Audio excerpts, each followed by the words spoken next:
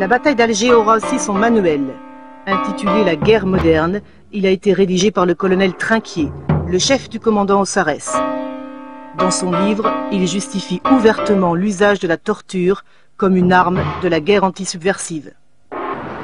C'est à l'école de guerre de Paris que s'effectue principalement la transmission. Les premiers émules sont argentins. Parmi eux, le général López Offranc, qui participera au coup d'État de 1976. En 1957, López Offranc est sélectionné par l'état-major argentin pour s'initier à ce qu'on appelle désormais la doctrine française, avec à la clé un stage pratique d'1 mois en Algérie. Los profesores tocaban siempre el tema de la guerra revolucionaria, que era una cosa totalmente nueva para nosotros, ¿no? En Sudamérica no se había vivido esos episodios, había otro tipo de luchas políticas, digamos así, a veces violentas, pero no de la organización así del tipo subversivo, si no conocíamos la importancia de la población en este tipo de guerra.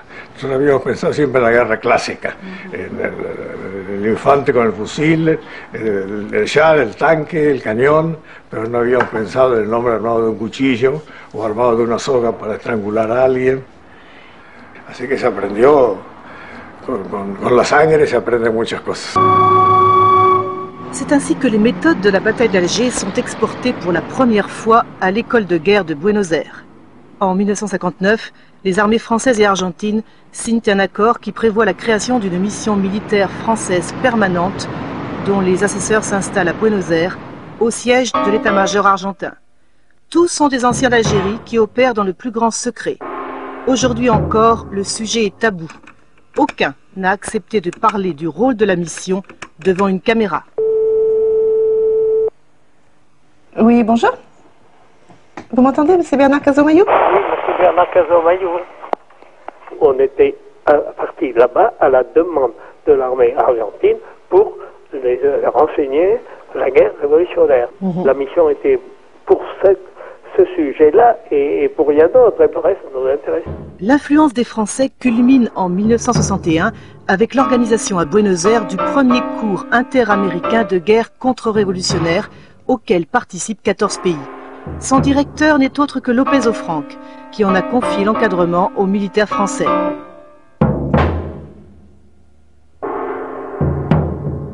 ¿Eran oficiales de todo el continente? De todo el continente, inclusive norteamericanos. Todo el continente americano, norte y sur, todos estuvieron en la Escuela de Guerra nuestra. Yo fui el director del curso. Ironie de l'histoire.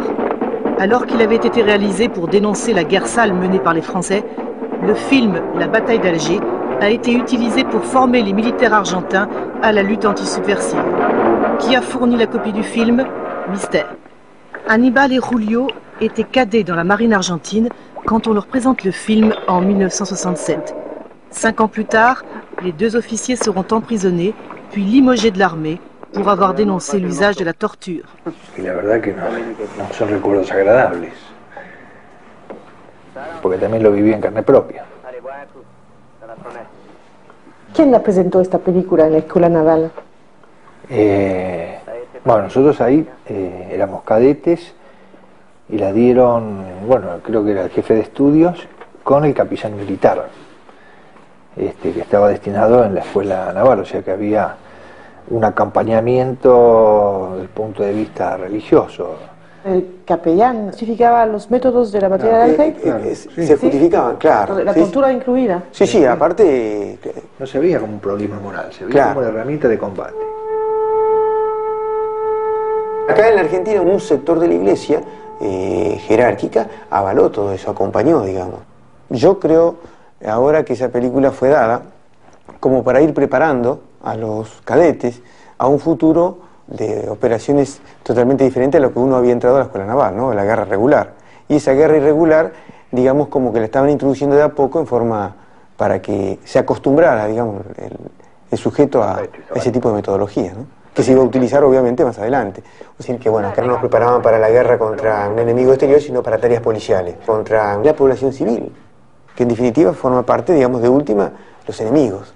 ¿En aquella época se utilizaba la tortura en el ejército o no? Anteriores a eso creo que no.